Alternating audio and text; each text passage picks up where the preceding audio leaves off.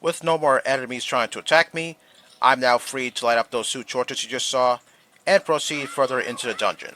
Okay, I'm just gonna kill this thing real quick so that way I can get some more Deku Nuts. Okay, good thing it didn't fall in the water. Yeah, I'm still pretty upset from what happened last video where the game denied me of getting Deku Nuts on several occasions. But it doesn't matter since after all, Deku Nuts are not really all that scarce in this game. Okay, this next room is going to look a little different than how it was supposed to look back in the original Ocarina of Time. Alright, first off, I'm just going to kill that Gohma egg. Alright, there we go. Now this switch. You want to press on the switch, and that's going to make that torch light up. But if you step off the switch, then the flame will go away. So it looks like you have to keep this switch pressed down so that way the torch will remain lit.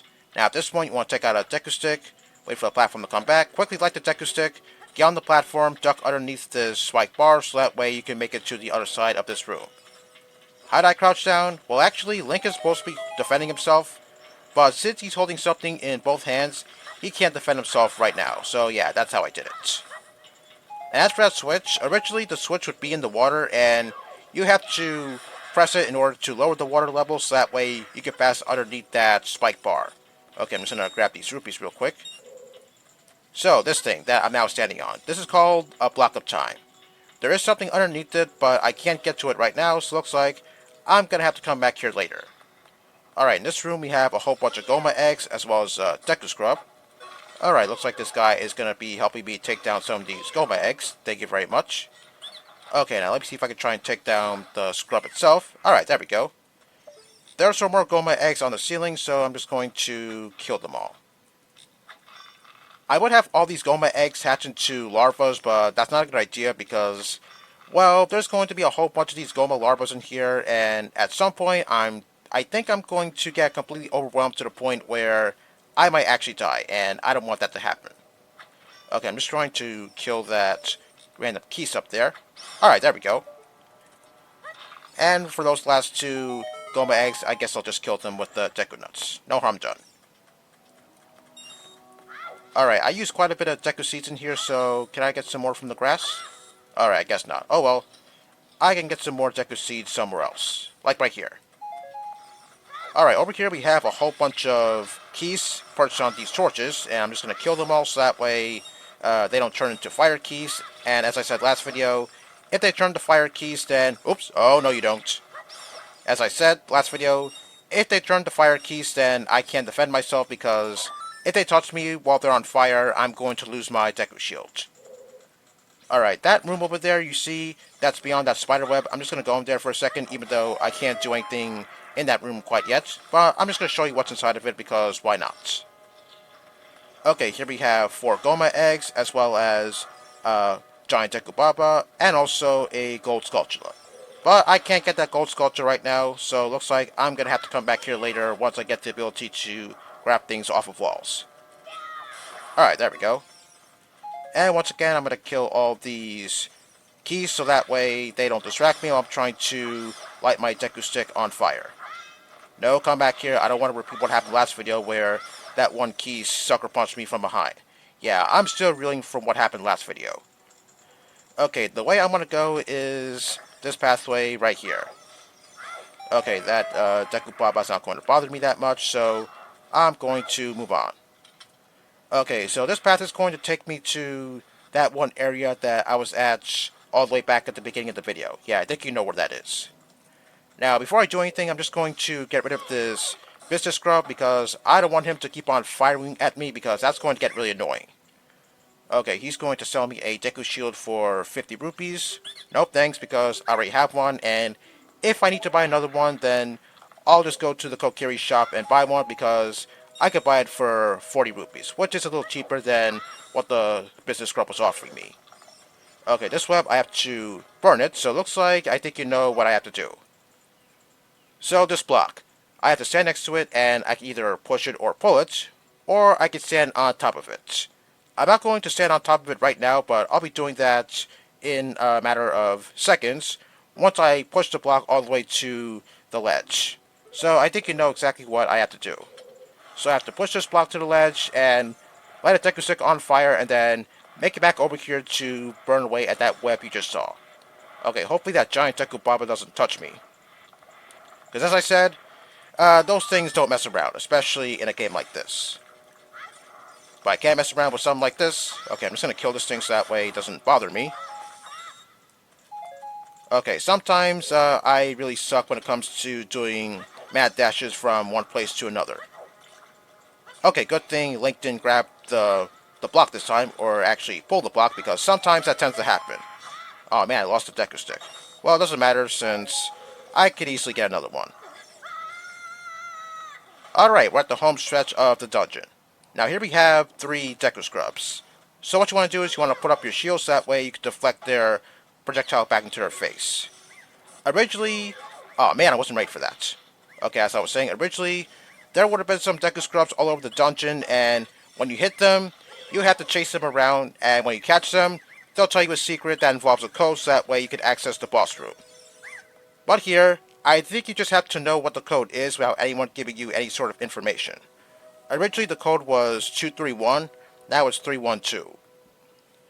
Okay, that sounds like something straight out of Banjo-Kazooie. Anyway, this scrub is going to tell me how to defeat the boss. I have to strike her while she's stunned. And the only way to stun her is if I use the slingshot. So, whatever treasure you find here, that's what you have to use in order to defeat a certain boss. Okay, thank you for the free heart because, well, that time I got hit, I wasn't ready to put up my shield. So the boss Gohma. It's one of the easiest bosses out there in the Zelda series. It really shouldn't give you that much trouble. Okay, looks like there's no turning back now. Okay, now there's no turning back. Okay, I just saw Gohma on the ceiling, so I'm just going to make eye contact with her, as she's called, and the battle will begin. Come on, look at me. Okay, looks like I have to get closer. Come on. Thank you very much. And I see that her pupil is the division symbol, like that's supposed to scare me. Anyway, here we have the parasitic armored arachnid, Gohma. Okay, what you want to do is you want to use your slingshot to stun her when her eye turns red, and then attack her as much as you can. Okay, looks like I'm going to need 2 cycles in order to take down Gohma. Okay, she's going to go to the ceiling, and I guess she's going to try and drop down on you. Either that, or maybe she's going to drop some Gohma eggs on you, because I think she can't do that. Okay, wait for her eye to turn red, and fire. Okay, and now attack her until she's dead. Alright, there we go. Wow, that was easier than I anticipated. Usually it would take me a little longer to defeat Gohma, but looks like it took me not that long. Well, after all, I did say this is one of the easiest boss fights in Ocarina of Time, so yeah, it's no surprise that I managed to get through this fight unscathed. Okay, every time you defeat a boss in a dungeon, you'll get a heart container, and you want to pick it up so that way your energy will increase. Unless, of course, you're doing a 3 heart run. Well, I'm not going to do that in this game since this game's already hard, and I don't want to make it any more harder than it already needs to be. Alright, we're teleported back outside in front of the Great Deku Tree, and guess what? He's going to be telling me some more information. But this time around, the information he's going to tell me is going to be really important. Okay, now he's going to congratulate me for my courage inside of him because I took care of the boss. Yeah, if this was real life, then I'm pretty sure Gohma would have made quick work of me. Yeah, sure, like I have a choice. Okay, now he's going to tell me something about a wicked man of the desert, and I think you all know who that is. That is Ganondorf. Yeah, we did see him back in that dream, and looks like we're going to be seeing him in another dream. Yeah, just by looking at him, he has the word evil written all over him. Get used to hearing that word because you're going to be hearing the word evil throughout this entire cutscene. Anyway, the Great Deku Tree is going to tell me that Ganondorf wants something called the Triforce, which is located in the Sacred Realm. Are we going to go there? Yes, but not right now, because there are some things we have to do in order to access the Sacred Realm. Alright, now we're going to be introduced to 3 golden goddesses. Okay, as well as the 3 golden goddesses, we're going to be learning about the origins of the Triforce. So, these 3 golden goddesses, their names are Din, Feror, and Nehru. So we're going to get an in-depth look at what powers the goddesses possess, and how they created the world. I like their powers. Sure wish I can have some of their power. Okay, I really wonder how they use their powers to create the world. I mean, the world is pretty big, so yeah, odds are I guess they had to use every single last one of their powers, I guess. Or I guess that's how it's supposed to work. Oh yeah, even though I haven't played this game in the 3DS version yet, I guess I have to say the graphics would look pretty good. Okay, looking at this, I guess we're going to go to that area later on in the game. Now, I believe back in the first part, I did say the 3DS graphics are pretty awesome looking, but yeah, I have to say the graphics here look pretty good too. But it's nothing compared to the 3DS graphics that I saw in the other version of Ocarina of Time, the 3DS version, that is. Okay, now the Great Deku Tree is showing me what powers all three of the goddesses have that create the worlds. Okay, now the goddesses are going to lead the world, and they're going to leave behind a Triforce, which is exactly what Ganondorf wants. Which leads me to think that he'll force his way into the Sacred Realm since he's that power hungry. Okay, I guess their power is sealed within the Triforce, and it would be pretty good if I got a little piece of their power. Which is what we're going to be getting later on in the game, just not right now. Okay, is this cutscene over? Okay, yes it is. Alright, he's telling me that Ganondorf should never lay his hands on the Sacred Triforce because that's going to spell doom for everybody. Okay, yes, I know, Ganondorf is evil. You don't have to say that a whole bunch of times, you know. And apparently it was Ganondorf who cast a death curse on the Great Deku Tree. So even though we broke the curse on the Great Deku Tree, he's still going to die. I guess there's also some lingering effects of the curse. But his information won't go wasted. Yeah, let's put it that way. So it looks like I'm now going to be given a new task, which I believe the Great Deku Tree is going to talk about right now. Yeah, I'm Hyrule's final hope.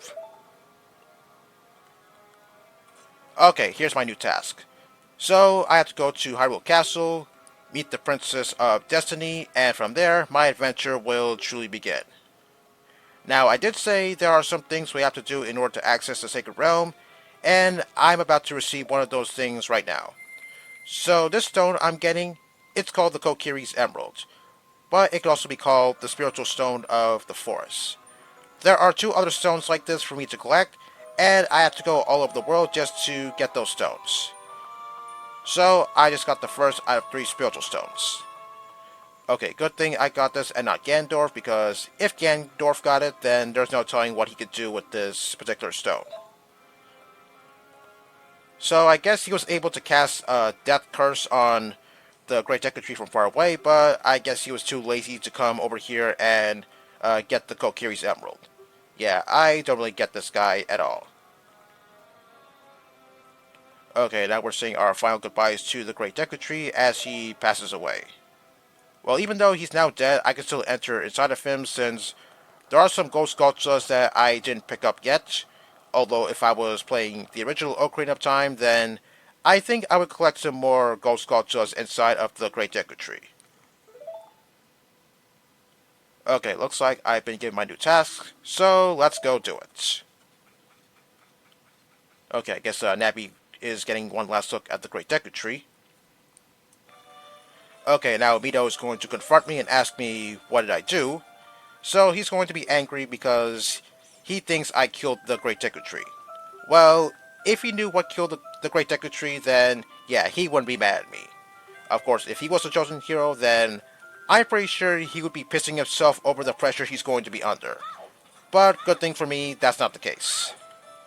Okay, we are going to leave the forest, but not just yet. Well, actually, we are going to leave the forest, but I'm going to come back in because there's 2 things that I do want to do. But it looks like I don't have time to do that in this video. Okay, here's the exit. Now, if I tried going over here earlier, then this kid would stop me from leaving because the Kokiris can't leave the forest. If the Kokiris leave the forest, then they die. Well, it looks like I'm not a Kokiri since, well, we'll find that out later on in the game. Anyway, there's a huge cutscene beyond the exit, so I'm just going to keep the cutscene for next time. So join me then for some more action.